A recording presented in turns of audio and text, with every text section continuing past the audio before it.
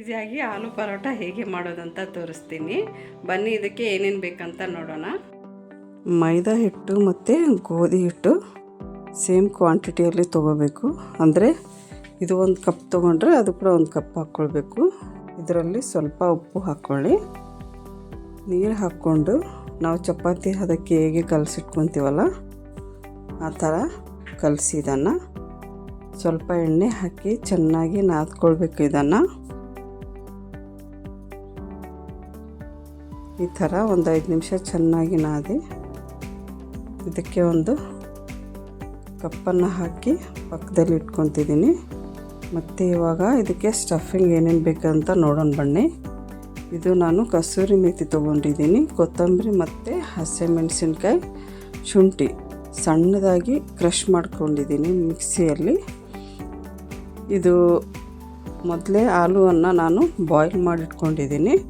ಇದನ್ನು ಈ ಥರ ಮೆತ್ತಗೆ ಮ್ಯಾಶ್ ಮಾಡ್ಕೊಳ್ಳಿ. ಇದರಲ್ಲಿ ಸ್ವಲ್ಪ ಉಪ್ಪು ಹಾಕಿ ಮತ್ತು ಸ್ವಲ್ಪ ಅರಿಶಿನ ಮತ್ತು ನಾವು ಕಸೂರಿ ಮೆಥಿ, ಕೊತ್ತಂಬರಿ, ಹಸಿಮೆಣಸಿನ್ಕಾಯಿ, ಶುಂಠಿ ಇದನ್ನು ಹಾಕ್ಕೋಬೇಕು. ಇದರಲ್ಲಿ ಹಾಕ್ಕೊಂಡು ಇದನ್ನು ಚೆನ್ನಾಗಿ ಮಿಕ್ಸ್ ಮಾಡಿ ಮತ್ತು 1 ಸ್ಪೂನು ಖಾರ ಪುಡಿ ಹಾಕ್ಕೊಳ್ತಾ ಇದ್ದೀನಿ. ಇದಕ್ಕೆ ಗರಂ ಮಸಾಲ 1 ಸ್ಪೂನ್ ಹಾಕ್ಕೊಳ್ಳಿ. ಇದನ್ನು ಚೆನ್ನಾಗಿ ಮಿಕ್ಸ್ ಮಾಡಿ ಪಕ್ಕದಲ್ಲಿ ಇಟ್ಕೊಳ್ಳಿ. ಈ ಥರ ಕೈಗೆ ಸ್ವಲ್ಪ ಎಣ್ಣೆ ಹಾಕ್ಕೊಂಡು ಈ ಥರ ಉಂಡೆ ಥರ ಮಾಡ್ಕೊಳ್ಳಿ. ನಿಮಗೆ ಖಾರ ನಿಮ್ಮ ಇಷ್ಟ ರೀ, ಸ್ವಲ್ಪ ಕಡಿಮೆ ಮಾಡಿ ಹಾಕ್ಕೋಬೋದು, ಇಲ್ಲಾಂದರೆ ಹಸಿಮೆಣಸಿನ್ಕಾಯಿ ಸ್ಕಿಪ್ ಮಾಡ್ಕೋಬೋದು ಸಣ್ಣ ಮಕ್ಕಳಿಗೆ ಅಂದರೆ. ನೋಡಿ ಈ ಥರ ಉಂಡೆ ಮಾಡಿ ಇಟ್ಕೊಂಡ್ಮೇಲೆ ಮತ್ತು ಈ ಹಿಟ್ಟನ್ನು ಚೆನ್ನಾಗಿ ಕಲಿಸ್ಕೊಳ್ಳಿ.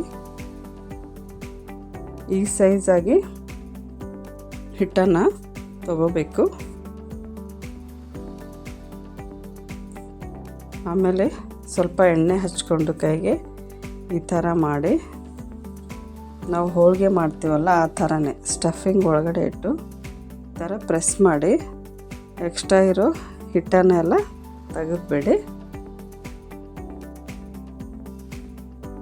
ಮತ್ತು ಈ ಥರ ಚಪಾತಿ ಥರ ಮಾಡ್ಕೊಳ್ಳಿ. ಇದು ಸ್ಟಫಿಂಗ್ ಏನು ಹೊರಗಡೆ ಬರೋದಿಲ್ಲ ರೀ. ನೋಡಿ ಈ ಥರ ನಿಮಗೆ ಎಷ್ಟು ತಿನ್ನಾಗಿ ಬೇಕೋ ಆ ಥರ ನೀವು ಮಾಡ್ಕೊಳ್ಬೋದು.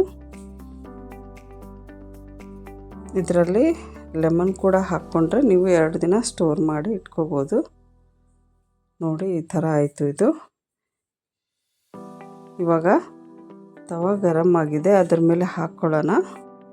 ಈ ಥರ 2 ಸೈಡು ಸ್ವಲ್ಪ ಎಣ್ಣೆ ಹಚ್ಚಿ ಚೆನ್ನಾಗಿ ಇದನ್ನು ಫ್ರೈ ಮಾಡಬೇಕು. ಈ ಥರ